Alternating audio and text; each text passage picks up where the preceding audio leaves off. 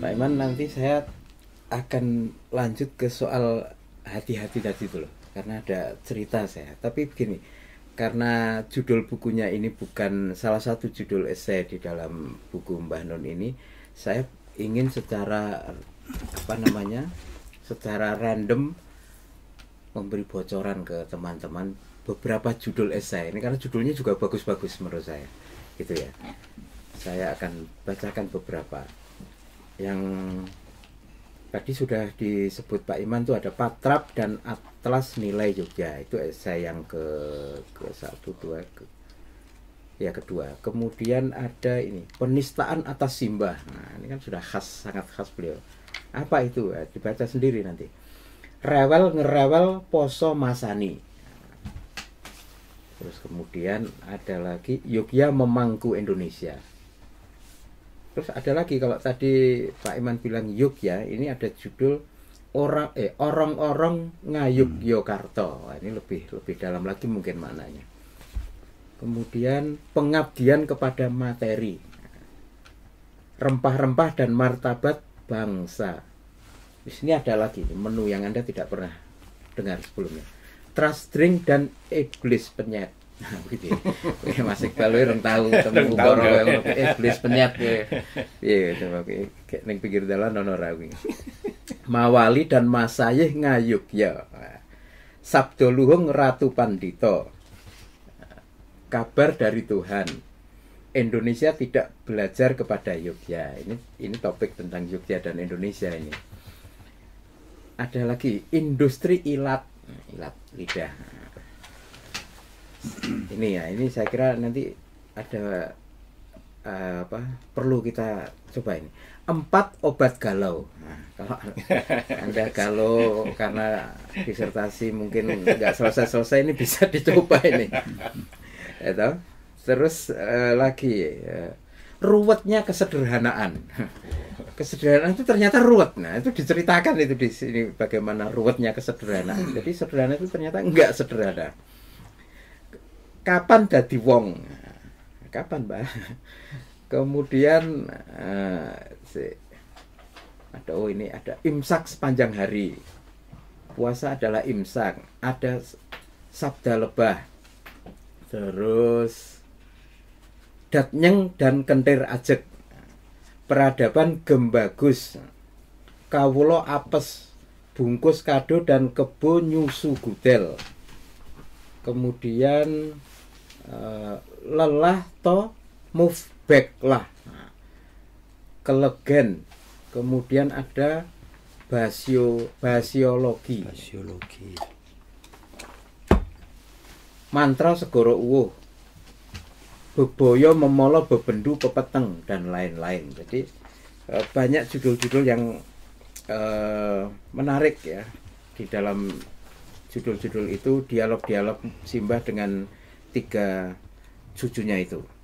Nah, yang saya maksud tadi mengenai hati-hati itu begini. Dulu pernah saya punya teman itu, kadang-kadang kalau kita pamit gitu sama orang yang lebih sepuh, mungkin kita bertamu dari rumahnya, kemudian pulang tuh dipesenin kan, hati-hati.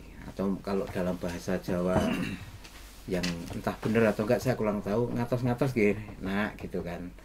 Nah ini kan yang dibilangin itu nggak paham atau kurang paham gitu. Jawabnya itu sami-sami, itu kan jadi lucu banget toh. Nah itu janjiannya dengan tadi yang sudah diterangkan sama Pak Iman tuh menjadi ternyata itu panjang anunya, apa lanjutannya, dan entah bagaimana terjadi apa itu namanya, pemotongan atau erosi yang sedemikian rupa. Apakah gejala yang sama itu, walaupun kita tidak bermaksud meratapi begitu ya, tapi mungkin perlu kita ingat banyak hal yang kita perlu sinaoni lagi, kita pahami lagi dari falsafah hidup di Jawa ini. Begitu Pak Iman. Rasanya memang dulu sekian waktu yang lalu saya nulis gawe antologi geguritan. itu tak kasih judul Sesanti Tedak Siti. Sesanti Tedak Siti. Terus semacam subjudulnya Ajar Bali Dadi Wong Jawa. Karena terus terang sampai hari ini kita itu janjane iki ya wis nama-nama kita sudah Jawa, segala macam perilaku sudah banyak yang, tetapi urung kabeh Jawa. Jawa dan Jawa. Iya. Beda lho iki. Nah, iya. Jadi salah satu Sesanti Tedak Siti itu sekarang sudah banyak tidak dilakukan. Padahal itu di seluruh Sumatera di masa lalu itu ada upacara. Padha karo ning Jawa nek bayi sudah iso ngarep nganu ada upacara turun tanah. Ben ngerti leh ngadeg kuwi besok nang ngendi, ben ngene kae, terus mlebu ning nggone kurungan, engko dikon milih dhewe apa ngono kae, ngomilih garisan, ana milih duit, milih apa. Nah, itu kemudian dianalisis, oh besok kowe senengane kira-kira ngene iki. Nah, itu sebetulnya hanya tanda-tanda boleh dipakai atau boleh tidak. Tapi Sesanti Tedak Siti itu rasanya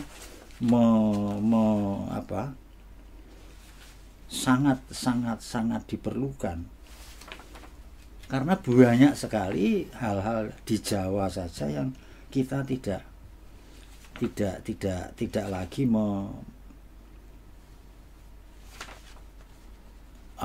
mengerteni meneh. Inilah yang seperti ini salah satu contoh. Di Jawa ada unen-unen ditumpes sak cindile abang. Ditumpes sak cindile abang. Sak cindile abang. Kalau misalkan saya dendam sama Mas Iqbal karena saya kepenguasa, akhirnya seluruh sampai anak turunnya Mas Iqbal tak pateni. Kelihatannya kaya bener-bener, tetapi justru di Melayu Kerinci mengatakan mateni wong kuwi padha karo bunuh diri. Jadi banyak hal yang kesamaan dalam di Nusantara yang berkaitan dengan Jawa juga. Itu yang mari kalau kaitannya dengan apa bukunya Cak Nun ini, janjane kan ngejak sinau maneh,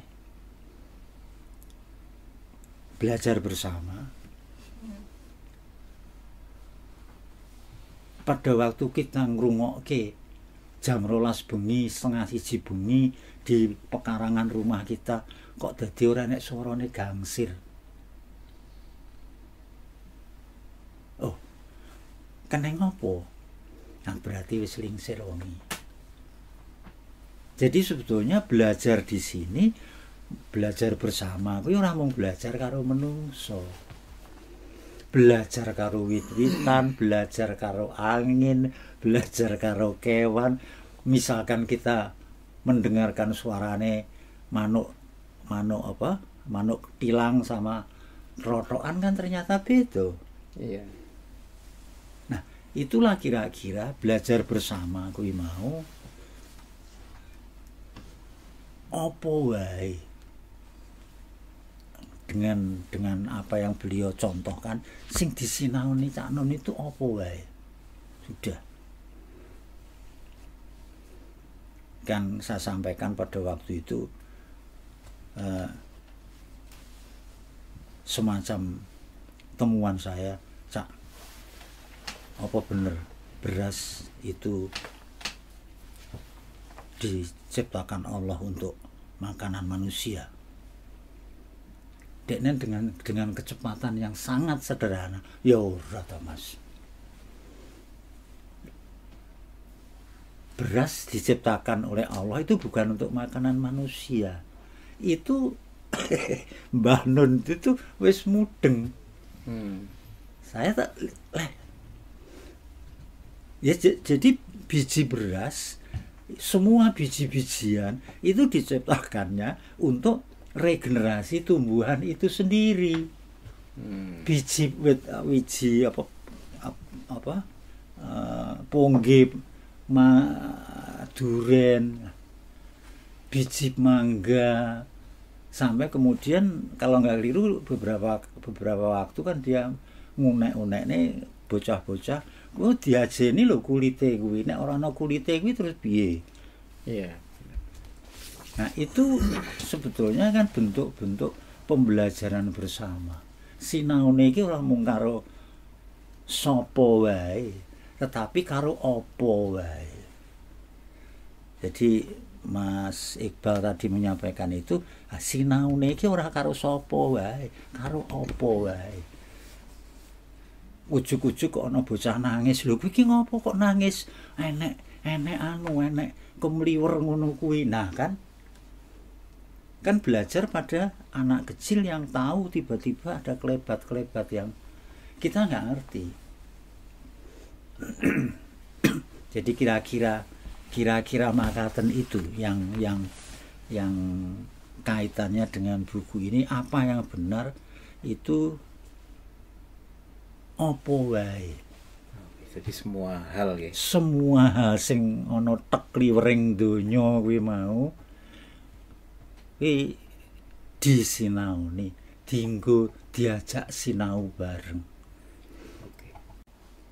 Jadi buku Apa yang Benar Bukan Siapa yang Benar karya Mbah Nun ini nanti akan terbit pada minggu ketiga bulan Agustus 2020.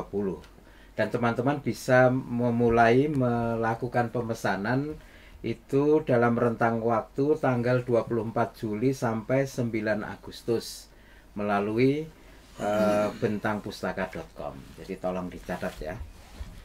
Nah, sekarang saya balik lagi ke Mas Iqbal Aji Daryono. Saya ingin mendengarkan pendapat atau komentar atau analisis tentang judul buku Apa yang Benar Bukan Siapa yang Benar ini. Wah, berat ini pertanyaannya ya. Apa yang benar bukan siapa yang benar. Tadi kan Mas Helmi sudah menyampaikan ya bahwa ini bukan dari salah satu judul tulisan di dalam buku ini, tapi saya tetap menemukan banyak sekali Cak Nun itu memberikan kritikan tentang mindset gitu, mindset kita hari-hari ini atau mungkin zaman ini yang selalu berfokus hanya melihat kepada siapa yang benar, yaitu orangnya. Otomatis di situ terjadi pemutlakan lah gitu. Kalau orang ini sudah pasti benar, orang itu sudah pasti salah, apapun yang dilakukan gitu ya.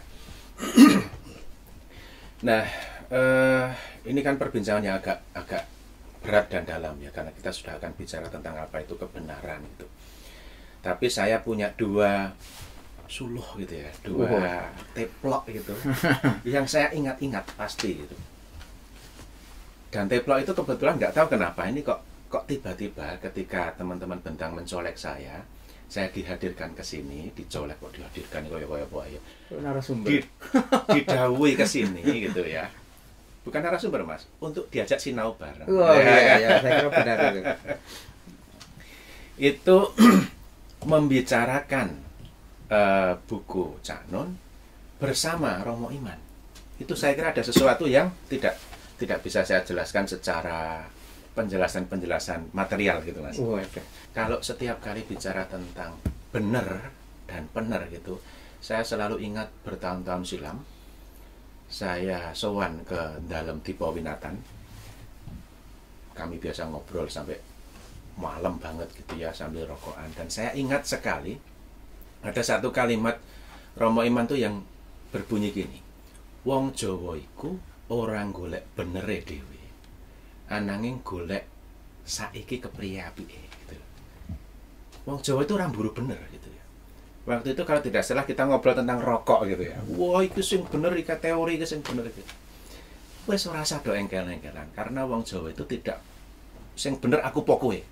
Karena kalau sudah aku apa kowe, itu sudah siapa gitu. Tapi ada satu orientasi yang mungkin solutif, tapi solutif dalam kawicaksanan gitu ya. Yaitu wes saiki apike kepiye gitu. Itu jadi itu seringkali ya saya jujur-jujuran sama Romi. Itu seringkali saya pegang dalam banyak sekali katakanlah mungkin konflik dalam kehidupan saya sendiri gitu ya. Ya dalam zaman muda-mudanya kayak saya wis tua wae. Rasanya tuh pengen engkel-engkelan pokoknya yang bener aku kowe. Tapi ketika pada satu titik wis katakanlah sudah capek dengan yang begitu wis saiki kepiye-piye gitu. Terus yang kedua saya ingat nasihat Cak Nun waktu itu acaranya di UII. Saya kalau tidak salah tahun 2015. Jadi posisi saya sebenarnya masih di Australia, tapi saya pulang sebentar ada acara di sana. Hujan deras saya ingat sekali. Yang kalau di video itu Cak Nun sampai hujan-hujan itu kalau tidak salah ya. Itu beliau mengatakan tugas kita itu bukan untuk menjadi yang benar. Karena kita tidak pernah tahu, tidak pernah sungguh-sungguh tahu yang benar itu yang mana. Kita kan nggak tahu. Yang tahu cuma Gusti Allah gitu loh. Yang benar itu mana. Tugas kita itu bukan untuk menjadi yang benar. Karena kita tidak pernah sungguh-sungguh tahu yang benar itu yang mana. Karena kebenaran itu mungkin rahasia ilahi gitu ya. Tapi tugas kita adalah terus-menerus berusaha untuk mendekat kepada kebenaran. Nah, cara mendekat itu gimana? Nah, saya menyambungkan dengan yang tadi, patrap gitu. Kalau patrapnya pas, perilakunya serba terukur, meskipun kita tidak tahu yang mana yang benar, tapi kita berada dalam sebuah ikhtiar untuk terus-menerus mendekat kepada kebenaran itu. Meskipun mungkin kita juga tidak tahu jenis yang benar itu endi. Sama dengan saya pernah suatu kali, ini agak personal ya. Saya ya sebagaimana anak muda pada umumnya merasakan kegelisahan spiritual lah gitu. Ora percaya, maaf, ora percaya agama dan sebagainya itu kan ya gampang aja cantem yang sedang gayang-gayane gitu ya. Karena nggak tahu sih bener iki jane endi gitu. Terus Cak Nun waktu itu cuma bilang sederhana. Adewe iki ra ngerti. Ning ana Kanjeng Nabi. Yang bisa kita lakukan ki mung nunut gondelan. Itulah kenapa beliau itu sangat suka bersolawat. Wes solawatan wae. Kita tuh gondelan saja, manut karena sebenarnya kita itu nggak tahu yang benar itu yang mana. Itu hal yang sangat sederhana tapi ternyata memudahkan banyak sekali apa ya problem kehidupan saya. Ini malah kayak jadi curhat, kayak konsultasi psikologis. Jadi kalau dikaitkan dengan fenomena di tengah masyarakat atau mungkin di media sosial dan lain sebagainya itu, apakah Mas Iqbal melihat bahwa kita itu kadang-kadang baru tahu sedikit tapi seakan-akan sudah ngugeminya sebagai kebenaran sing satu-satunya anjur, dengan itu lalu bisa berkomentar dengan sangat banyak gitu loh. Jadi maksud saya begini, apakah kebenaran itu menurut Anda problem bagi kita di dalam kita harus memanage kudu kepiye gitu. Nah, ini mungkin saya perlu problem golek itu ya mumet itu ya. Saya pernah punya pengalaman kecil ya bersama anak saya. Dan ini bukan semacam mengagung-agungkan sesuatu yang asing, bukan, tapi waktu itu kami datang ke sebuah museum ya di kota Melbourne waktu itu. Terus anak saya menunjukkan satu patung dinosaurus gitu ya. Terus dia bilang gini, anak mungkin waktu itu masih 5 tahunan gitu atau 6 tahun, sudah SD 7 tahunan ya. Jadi dia bilang, Pak, ini loh bentuknya dinosaurus, tapi it can be right, it can be wrong. Dia bilang, maksudnya gimana? Bisa benar, bisa salah. Dia bilang, bisa dinosaurus, bisa bukan gitu. Bukan. Bentuknya bisa benar seperti ini dinosaurus. Bentuknya. Bisa juga bentukan kayak gini. Loh, saya ngomong sapa gitu. Guruku gitu. Loh, kok bisa gurumu? Soalnya barangnya sudah nggak ada, mereka sudah punah. Jadi sebenarnya scientist dia bilang gitu, itu cuma guessing dia bilang gitu, cuma menduga dari bahan yang sedikit yang dia ketahui. Terus saya kok memikir gitu ya, bahwa ternyata ada spirit pendidikan di sana itu yang spirit andap asor tadi, hanya tahu sedikit, menafsir, tapi juga berada dalam satu kerangka menyampaikan ke murid, iki aja diugemi kencang-kencang. Iki iso bener, iso salah gitu loh. Nah, sementara kalau orang-orang tua, nah, saya melihat anak saya kok bisa diberi pemahaman gitu. Orang tua kayak kita saja, seringkali kita sudah hanya tahu sedikit, tapi merasa iya, oh wis bener-bener dhewe gitu ya. Kita bahkan seringkali lupa bahwa kebenaran ilmiah pun itu seringkali sangat rapuh. Ketika suatu kali ada proses dialektika pengetahuan yang meruntuhkannya gitu, dia akan runtuh. Jadi apa yang kita yakini benar secara material ilmiah hari ini belum tentu benar yang sebenar-benarnya gitu kan.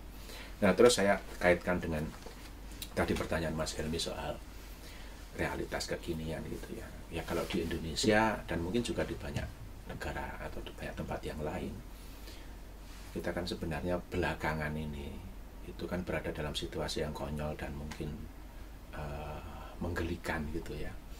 Karena apa? Karena sejak satu tonggak sejarah yang menyebalkan yang bernama Pilpres 2014 itu, kita kan terbelah ya. Ada polarisasi politik yang secara gila nih akhirnya masuk menjadi polarisasi sosial, bahkan polarisasi multidimensi lah gitu ya.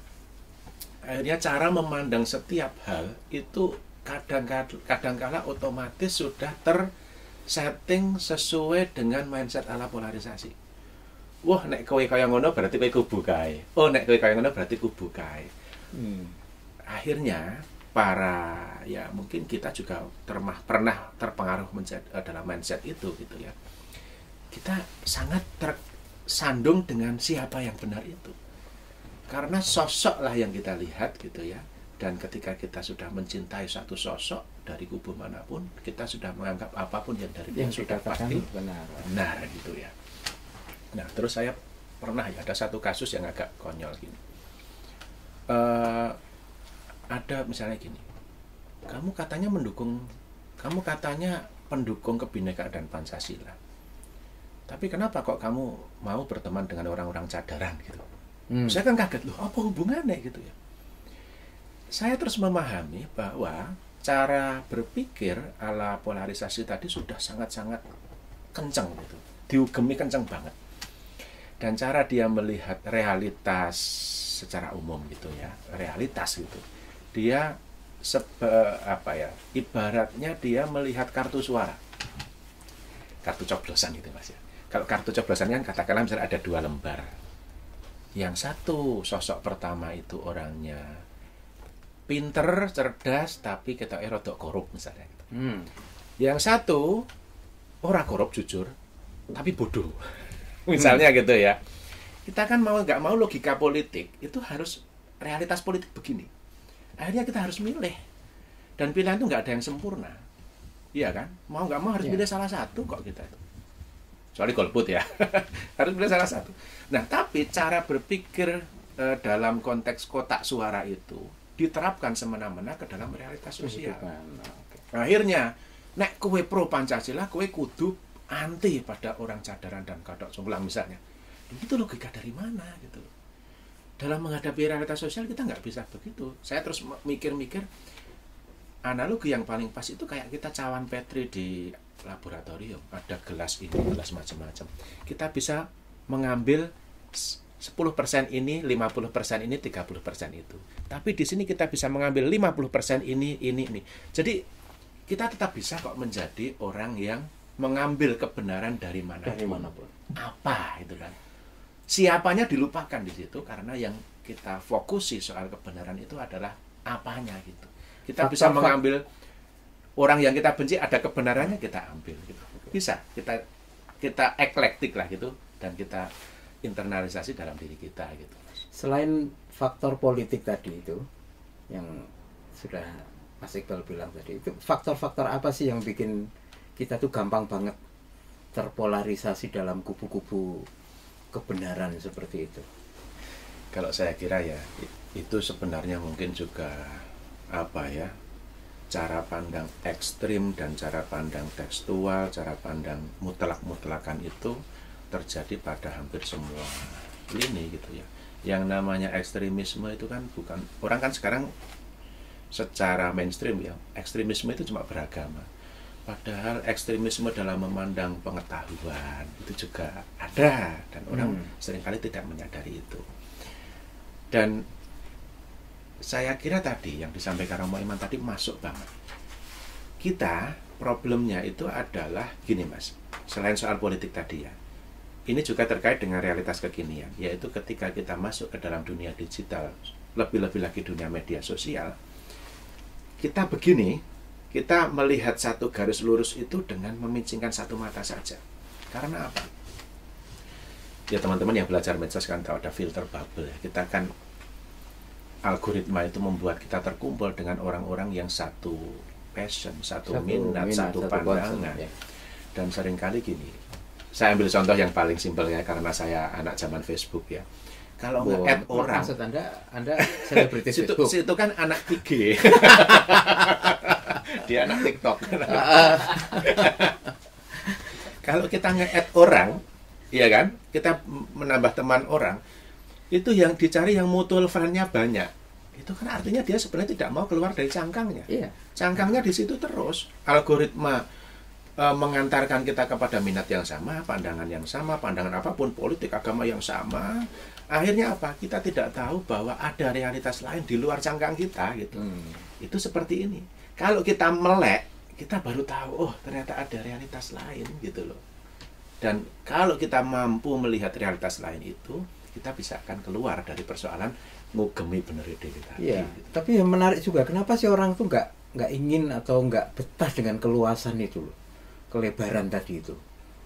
Apakah cangkang tadi itu memberikan kenyamanan atau kenyamanan ilusi, apa? Ilusi dan imajinasi atas kebenaran. Karena kalau kita melihat versi lain dari cara pandang kita, kita mungkin akan sakit hati dan patah hati setelah tahu bahwa oh jebule aku kira bener. Itu menyakitkan mungkin ya. Menghancurkan ego gitu ya. Makanya ya mohon maaf kalau ada perilaku bermedsos ya, karena saya pemerhati medsos. Wow. Jadi kadang orang itu menyebarkan informasi hanya untuk mengafirmasi apa yang sudah dia percayai, bukan untuk menggali gitu. Jadi nge-share sesuatu mendapat tepuk tangan dari lingkaran sekitarnya sendiri gitu ya. Makanya karena saya kan saya kan punya malah kelas menulis ya Mas ya.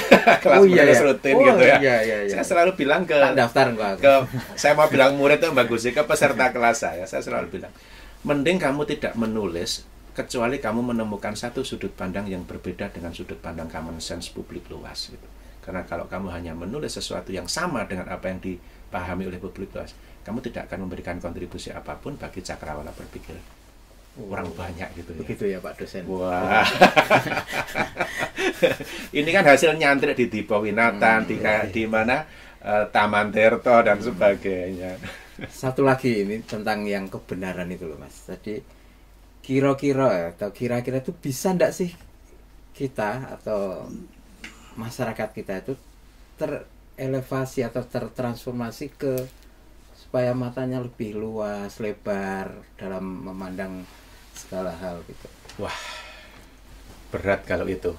Bukan berat ya, tapi sebenarnya kan prinsipnya adalah kita terus menambah perspektif itu, terus menambah sudut pandang dengan cara apa ya? Dengan cara melek tadi, pokoknya tadi pas banget analoginya. Kalau selama ini kita merem satu gini, sekarang kita melek. Cara meleknya bagaimana? Ya kalau cara paling gampang ya kita tidak membatasi interaksi, pergaulan dan sebagainya lah gitu. Kalau paling wadahnya.